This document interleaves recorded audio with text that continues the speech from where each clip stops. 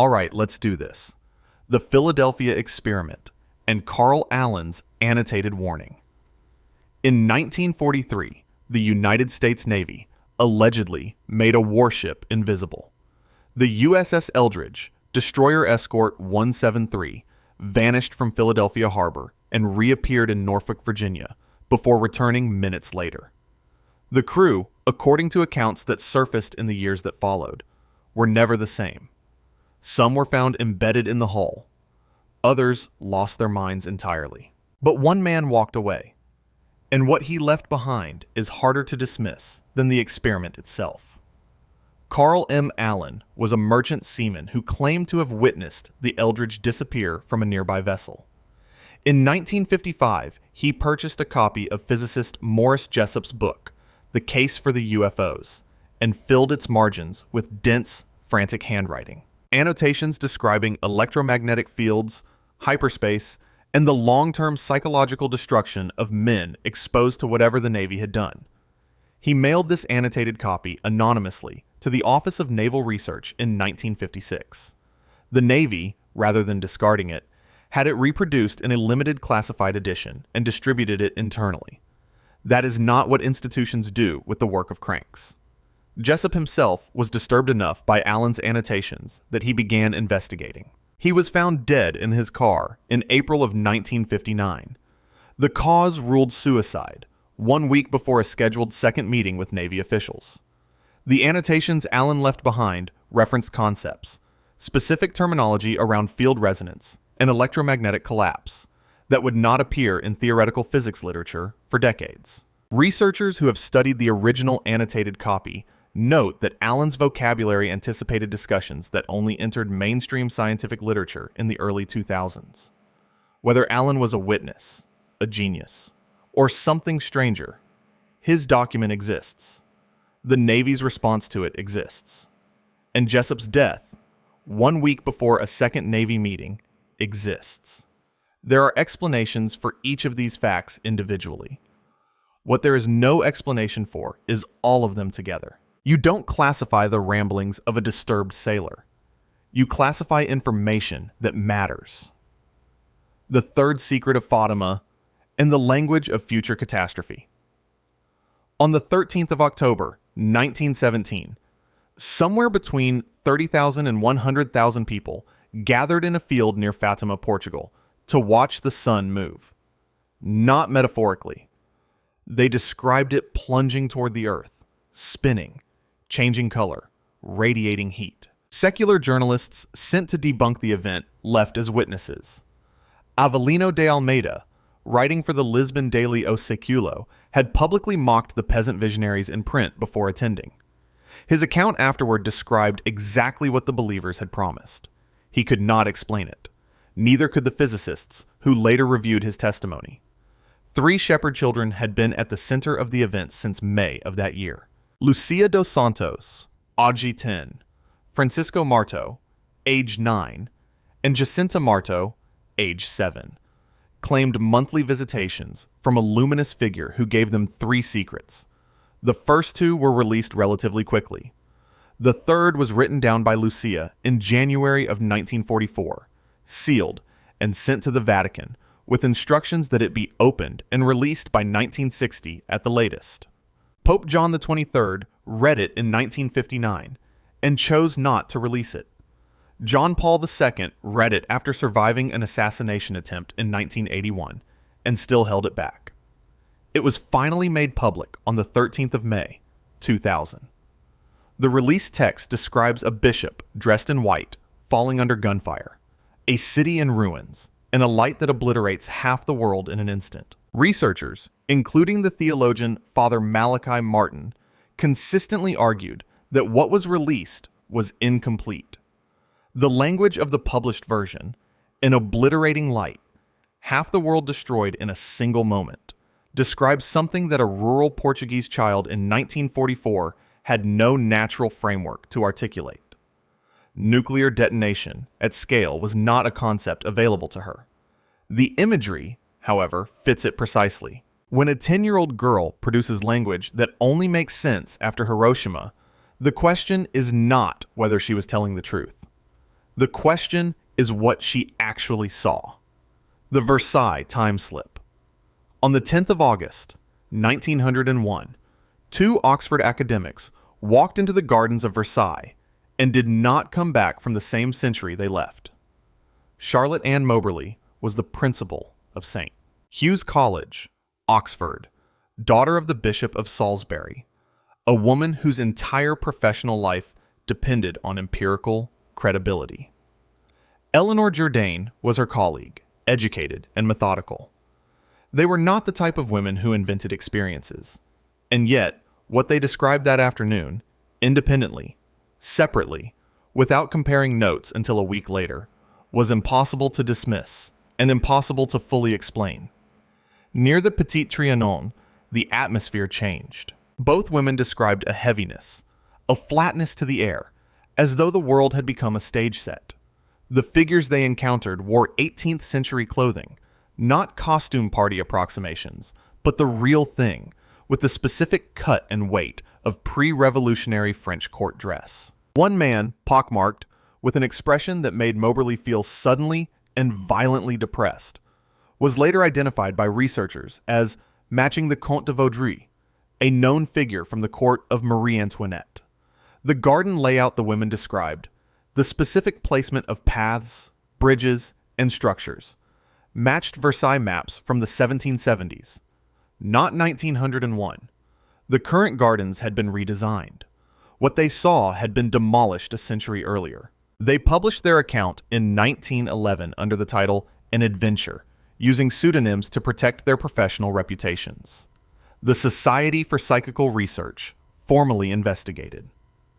Jourdain returned to Versailles alone in January of 1902 and heard music drifting across the garden that researchers later matched to an 18th century composition. The accounts, written independently and sealed before comparison, overlapped on specific architectural details that neither woman had reason to know or access to verify. Every proposed conventional explanation, an historical pageant, costumed gardeners, shared delusion, collapses against the cartographic evidence. The women described a garden that existed in 1789. They had no map of 1789 to copy from. If you want to call it hysteria, you have to explain how two people hallucinate the same demolished bridge, Father Ernetti's chronovisor and the photographs of the past. In the 1950s, a Benedictine monk named Father Pellegrino Ernetti sat in a room with Enrico Fermi, the father of nuclear reactor technology, and claimed they were building a machine that could tune into the past. Ernetti was not a credulous man. He held a doctorate in pre-polyphonic music from Venice's Fondazione Giorgio Cini and had the kind of scientific literacy that comes from working alongside Nobel laureates. He called the device the chronovisor, and he claimed it worked by detecting and reconstructing the residual electromagnetic traces that every event in human history had left on the surrounding environment. What Ernetti claimed the chronovisor captured is the detail that academic historians struggle with most. He said he watched the crucifixion of Jesus Christ in real time and photographed it. The photograph was published in the Italian magazine Domenica del Corriere in 1972, showing a bearded face in apparent agony. Researchers later identified the image as bearing a close resemblance to a statue by the sculptor Collot Valera, which raised the obvious question of whether Ernetti had photographed a statue and claimed it as history. But Ernetti had also transcribed, from observation through the device, a lost play by the Roman playwright Quintus Ennius, the Thyestes, which had been missing since antiquity.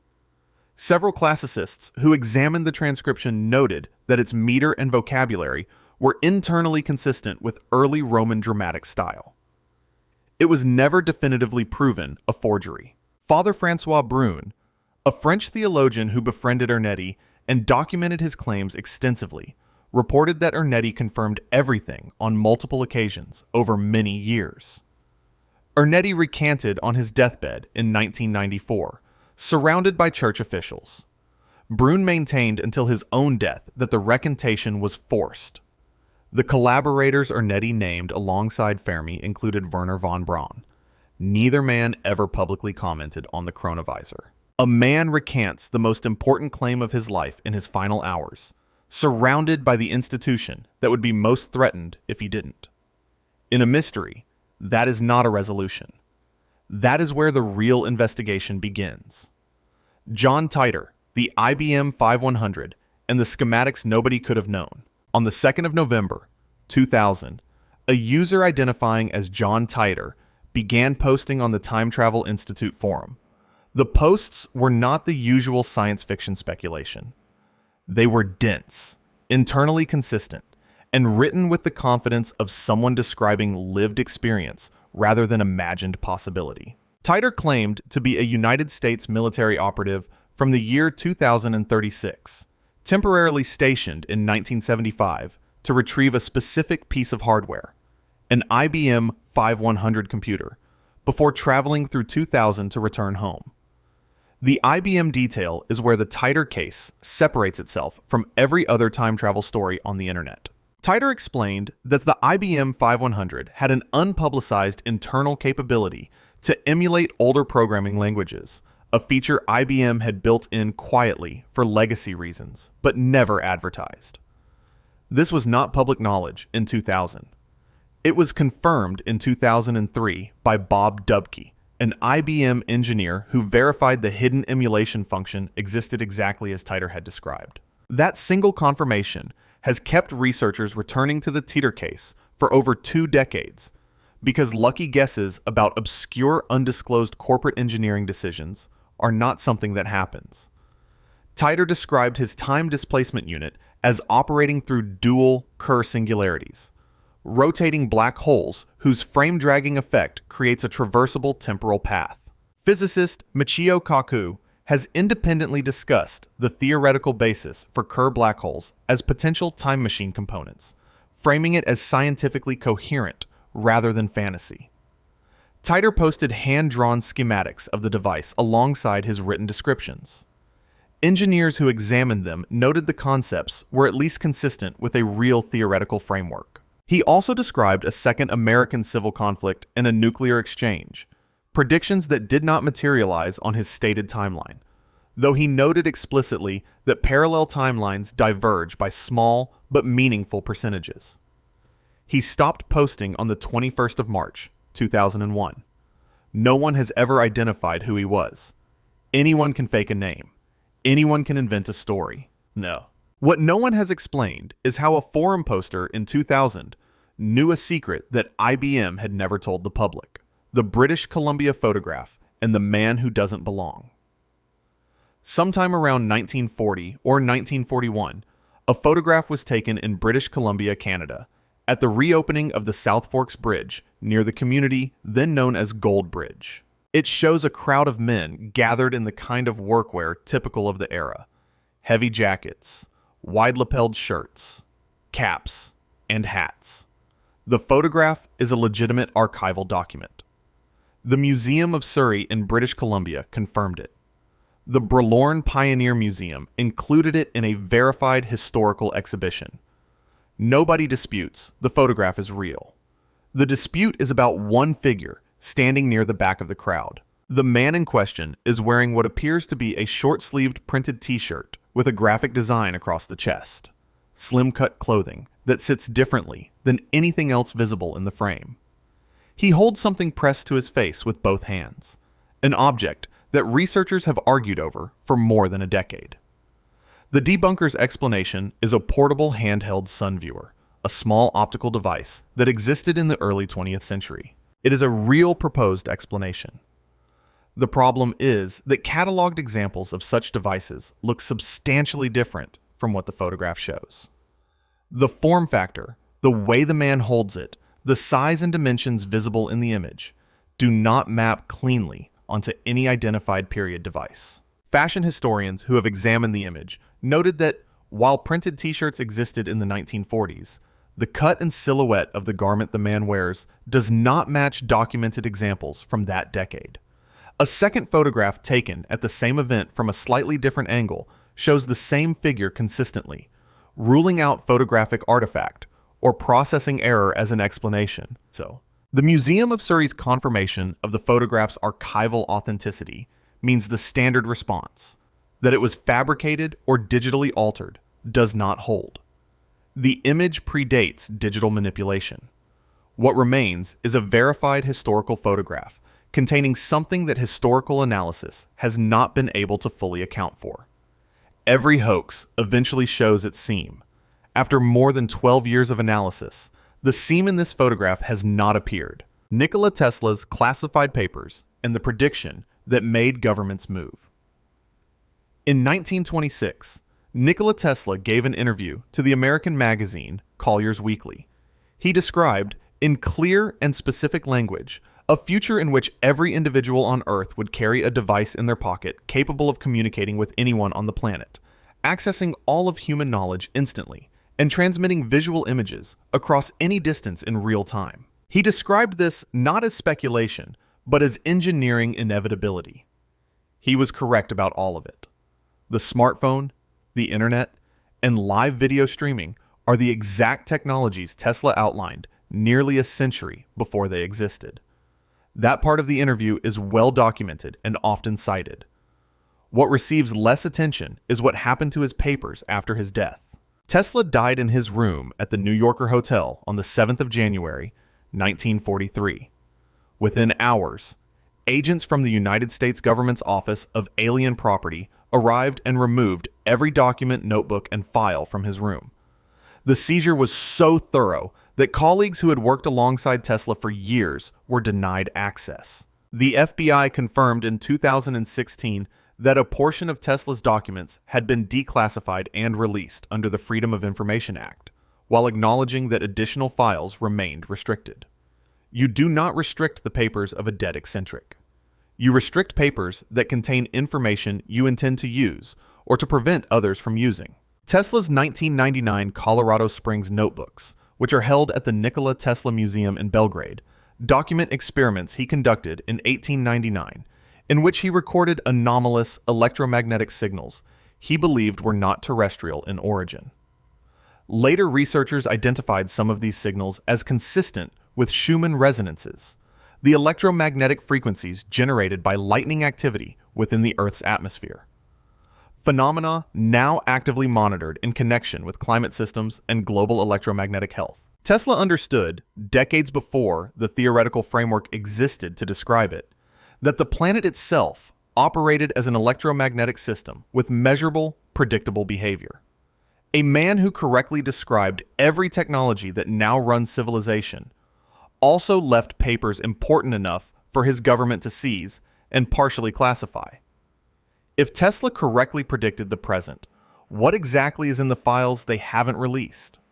The Sumerian star maps and the orbital return window. Approximately 4,500 years ago, Sumerian scribes in Mesopotamia pressed a cylinder seal no larger than a human thumb into wet clay and rolled it flat, leaving behind an image that has disturbed astronomers for decades.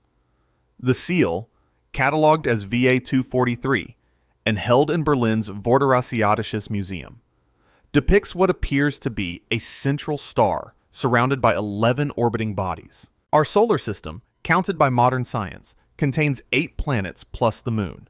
The Sumerians drew 11 bodies orbiting one star. At the time, without telescopes, only 5 planets were visible to the naked eye. The broader Sumerian astronomical tradition is not a fringe curiosity. The MUL-APIN tablets, clay documents containing systematic astronomical observations, have been verified by modern Assyriology as accurate to within minutes of arc. Hermann Hunger, professor of Assyriology at the University of Vienna, has documented how precisely these observations align with what we can now reconstruct about ancient skies using computational models. These were not myth-making documents. They were scientific records made by people who understood the difference.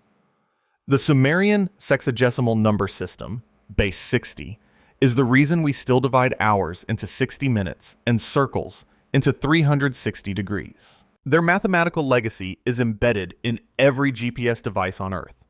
The disturbing detail lies in the intersection of 2 independent research tracks. Sitchin's controversial translations of cuneiform texts, rejected by mainstream Assyriology, but never fully abandoned by independent researchers, describe a large planetary body on an elliptical orbit, returning to the inner solar system on a cycle of thousands of years. Separately, in 2016, astronomers Badigan and Brown at Caltech published peer-reviewed evidence for an undiscovered planet in the outer solar system, a body whose calculated orbital characteristics, including its plane and period, overlap meaningfully with what the controversial translations describe. Neither research team cited the other. The convergence was independent. The Sumerians depicted a solar system they should not have been able to see. What they said would return is, by several independent calculations, approaching the window they described, Andrew Carlson and the 126 trades. No one can explain. In January of 2003, a man named Andrew Carlson was taken into custody by the United States Securities and Exchange Commission in New York. The charge was insider trading, and the evidence was, by any statistical measure, extraordinary. Carlson had reportedly turned an initial investment of $800 into $350 million in a period of 2 weeks, executing 126 consecutive high-risk trades on volatile stocks, every single one of which was correct. The mathematical probability of this occurring by chance is not small. It is, for practical purposes, 0. During SEC interrogation, according to accounts that circulated widely in early 2003, Carlson offered an explanation. He claimed to be a time traveler from the year 2056.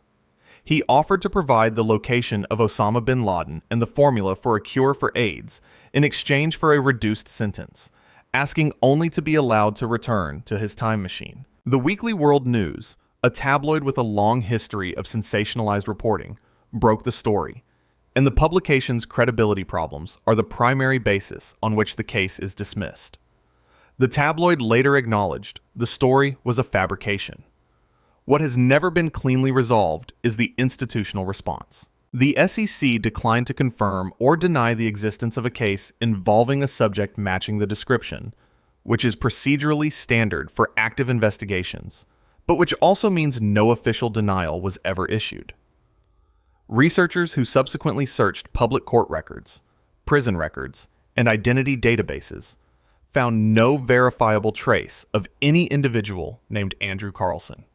No arrest record, no case number, no subsequent prosecution. A man charged with the largest statistically improbable trading performance in market history left no administrative footprint anywhere.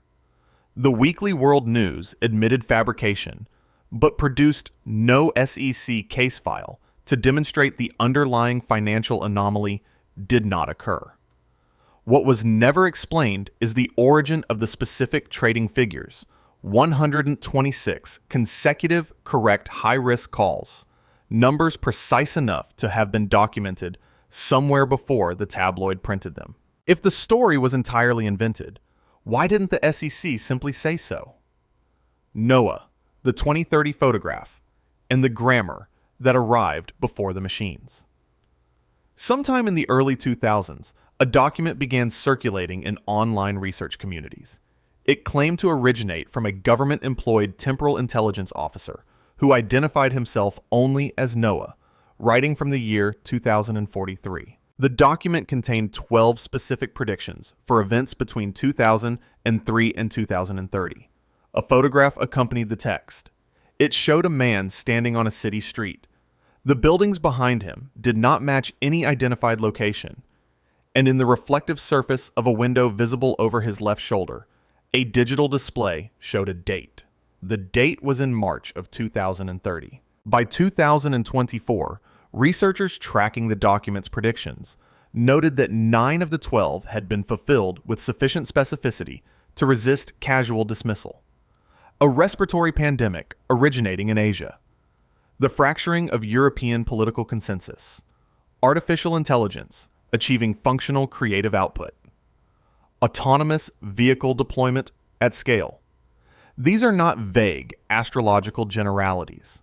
They are categories of event specific enough to be verifiable and narrow enough that coincidental fulfillment becomes statistically uncomfortable. Analysts who examined the photograph performed EXIF metadata analysis and found the data had been stripped, consistent either with deliberate removal or with very early era digital imaging that predated automatic metadata embedding. The reflection in the window, the display showing the 2030 date, was examined by imaging specialists who noted that the font rendering and pixel density of the display were inconsistent with pre-2015 screen technology. NOAA gave a video interview to the channel Apex TV in 2018, his face blurred, his voice unmodified. Voice analysis placed the speaker as consistent with an American Midwest accent, estimated age between 25 and 40. In a follow-up interview in 2019, the same vocal patterns were present. NOAA claimed at that point to be 50 years old. Nothing in the voice had changed. A computational linguist who reviewed the full unpublished portion of the original document noted grammatical constructions described as not yet standard in English at the time of composition. Those constructions have since appeared with regularity in AI-generated text because AI models were trained on future language patterns that had not yet normalized when the document was written. 9 predictions correct. A photograph containing technology that didn't exist when the photograph was supposedly taken. And a grammar that showed up 20 years before the machines that now produce it. Some things don't need to be proven to be impossible to stop thinking about. 10 cases, 10 artifacts, documents, photographs, and testimonies that arrived before their time and pointed towards something most institutions chose not to examine too carefully. The pattern across all of them is not coincidence, and it is not fabrication. It is suppression. In every case, the official response was not rigorous disproof. It was silence, reclassification, or the quiet removal of the evidence from public view. The Navy reproduced Carl Allen's book. The Vatican sealed Lucia's letter for 56 years. Tesla's papers were seized within hours of his death. The SEC never officially denied Andrew Carlson existed. What connects these cases is not the time travel. It is the institutional behavior around the evidence. Organizations that encounter something they cannot explain do not announce it. They archive it. If you have made it this far, your instinct is already correct. The answer to why these cases persist is not because people want to believe. It is because the evidence has never been fully closed. Drop the case in the comments that you think is the hardest to explain away. Not the most dramatic. The one where the conventional explanation has the most visible cracks. And subscribe, because this archive is just getting started. The warnings are already in the record. The only question is whether enough people are paying attention to read them.